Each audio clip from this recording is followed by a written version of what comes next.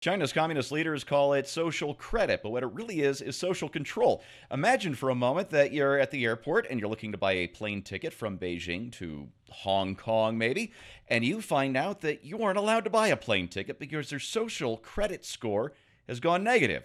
So you trudge over to the train station and you try and buy a first class train ticket for about the same price, but you're not allowed to buy that either, and you end up having to ride the practical cattle car for 15 hours instead of taking a 3-hour flight. Well, that is the future in China, and it's determined by your neighbors. It's determined electronically. It's determined invisibly and with no legal recourse. Scott, let me give you a little background on how this social control scheme works.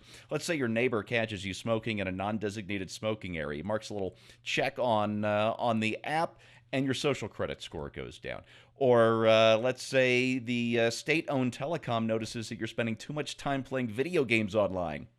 That's not patriotic enough, so you're docked a score there, and so on. And again, this works kind of like Google's algorithm behind the scenes, secretly, and the way to boost your social credit score and get your privileges back, because they've got privileges, not rights, is to be a conspicuously well-behaved little communist drone. There's something called a preference cascade, which is when authoritarian regimes collapse because suddenly everybody realizes that nobody else actually likes the regime. This is what happened in East Germany and across the Eastern Bloc in 1989. Has China found a way to use electronics, to use computer servers to prevent preference cascades from happening by keeping everybody reporting on each other and behaving perfectly in public? I was thinking exactly the opposite. Has China found a way to bring down its own form of government? I mean, at a time when the people of Hong Kong are standing up to water cannons and tear gas and dogs and shots fired in some cases, the people back on the mainland, I mean, gee, wonder why the people of Hong Kong don't want a closer relationship with the mainland Chinese Communist government. Can you imagine? Does this help to explain why hundreds of thousands of people are gathering in the streets of Hong Kong to resist this kind of tyranny? I mean, it was just a little extradition treaty. Yeah, well, when you go back to the mainland, this is the kind of treatment to which you are subjected. I think that it's possible. First of all, I don't think it's possible anymore, not only because of technology, but just because of such a densely populated, especially in the urban areas, country that China is, to keep anything a secret for very long. Things can be passed from by word of mouth, hand to hand. The people will find a way. I guess my initial thought were two thoughts, Steve. Number one is, okay, Mr. Xi Jinping, more of this faster, please.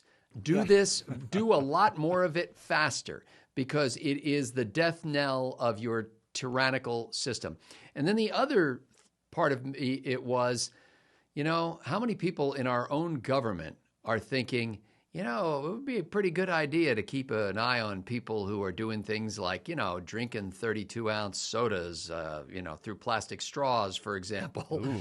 I mean, and I've seen in my own little world the way health insurance companies are now using essentially incentives, call it that, to get you Nudges. to do things, nudges to get you to do things. So if you'll exercise, if you'll log your meals, if you'll, answer a questionnaire about your state of mental health, if you rack up so many points, then they say they will reduce your rate by a certain percentage. But what they're really doing is they're reducing the rate of increase of your insurance rate. So how far down that road do we go before it becomes entirely unacceptable for you to do some of the things that they were just trying to nudge you away from before? Well, Scott, I'm glad you brought up the insurance companies, because there's an angle to this in the United States that is private sector, not government, which was the kind of the point of this Fast Company article that got me started thinking about this over the weekend, and that is progressive-run U.S. firms using the same sort of social credit to engineer social control. In New York, let me make sure I've got this the name of this department correctly. The Department of Financial Services has given the A-OK for insurance firms to prowl through your social media posts looking for unhealthy activity. Uh, I mean, this is this is the telescreen that you now carry in your pocket. Bill, can you see a future here where we're using, say, specialty Snapchat filters to remove martinis from our hand, to remove that extra 5 pounds we're carrying here, not to look good for our friends, but to keep the insurance company from kicking us off our insurance plans because they see us doing things that they don't like? I'd rather just answer the bigger issue in terms of this whole idea of Sure. people rating other people and snitching on people and all the rest of it. That works in societies that have grown up in a state of fear, where all you've ever known is fear, and the best way to fight the fear is to comply as much as you possibly can with the government. Try your best to follow the rules, and that's how you get this kind of compliance in places like China that would look. The American people won't accept it. And they won't. It's not like they won't accept it because they're going to go in their street with guns and stuff. They won't accept it because of the nature of American people and Western people in general. And what I mean by that is the rebellious aspect of our personalities here, fortunately, well overweighs the subservient aspect. When the Royal Navy had an opportunity to name a new vessel, they put it up.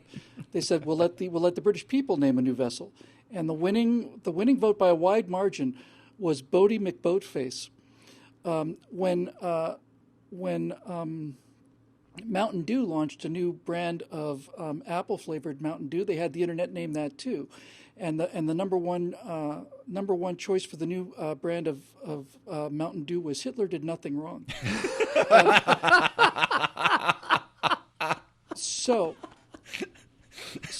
if they decide to do this kind of thing, I won't be the first person to do this, but I'll be on the bandwagon. If it were me, and it won't be me, it'll be somebody else, but it'll go something like this.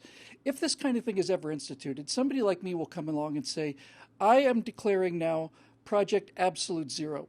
And the question will be, which one of us can get the perfect score of absolute zero on the social test? And I'd make it a contest, and I'd make it a badge of honor. And then I would have like the little whatever the rating thing is, and I'd have it all the way to the left to be completely red, and I'd put out a T-shirt that said, irredeemable or hopeless or bitter clingers or deplorable or whatever it took, infidel, all of this stuff. I just own it. And once you own it, and once it becomes a joke, it's over. It's done. Nothing, Mark Twain said, against the assault of humor, nothing can stand, and he's absolutely right. I would turn it into a nationwide joke, which is what it is, and then I would do nothing but mock people who had a really, really good score, and I would make a series of videos about what they did to get a good score, and I don't think there's a living chance in hell that such a thing would ever fly in this country. Not in my lifetime, anyway. Yeah, the crux of this Fast Company article was that Airbnb, if they don't like you, can cut off your options. Uber can refuse to pick you up if enough drivers report you for wearing a MAGA hat in the back of their car or something like that. And it is bothersome. It is worrisome. This last week we learned from a whistleblower at Google that their search algorithm is absolutely blacklisting conservative sites left and right from their search results. And these are inconveniences more than anything else. I'd call it petty attempts at totalitarianism. But Bill, you reminded me of a story from when I was a kid growing up in St. Louis, West County, a little township of Kirkwood, where I spent a number of years as a kid. The city council got it in their head that it would be really smart, this was the late 70s or early 80s, be really smart to mandate breathalyzers in bars, where you get a straw from the bar, you drop a quarter in the machine, you blow into the machine, and it tells you whether or not you're too drunk to drive. Well, Americans being Americans turned it into a contest to see who could blow the highest number in the breathalyzer. And if I remember correctly, It's a high score. Oh yeah, and so you had guys, and keep in mind Your initials. the breathalyzer is it's not very accurate if you've just taken a shot. So you'd have guys taking a shot of whiskey and just pretty much blowing nothing but raw whiskey into these breathalyzers and just absolutely burying the needle. And it became absolute bragging rights, Bill, just like you were saying with this social credit thing, because, well, that's America. We're Americans, and if we didn't invent the middle finger salute, I think we certainly perfected it. And I can only hope that that never changes. So there you go. Oh, and by the way, they repealed that law after like 6 months or a year. They just got rid of all the damn machines, and the bars lost making a quarter at a time. Oh, well, it's a good story. And that is your right angle on that, brought to you by the members of BillWhittle.com. If you like content like this, we need sponsors like you. So please click on over, become a member. We'd love to have you on board. Thanks for watching, and we'll salute you next time.